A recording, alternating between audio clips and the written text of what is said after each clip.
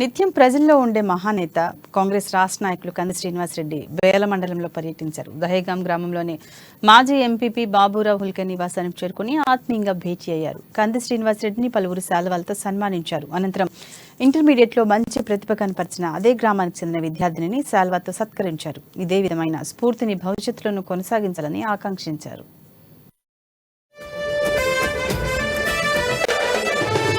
నరనరమున సరసరమంటూ పొంగించావు యువ రక్తం, యువతరమును రగిలించావు అనునితి.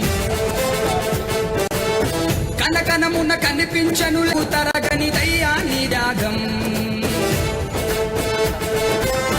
కాలాలే ఎన్నడు కలవని మనిషిదని, కాలాలే ఎన్నడు కలవని మనిషే నీవని, లోకాలే ఎప్పుడున్నారా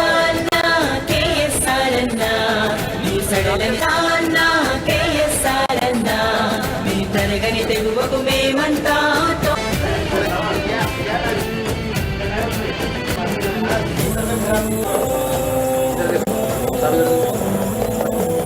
దేశ విదేశాల్లో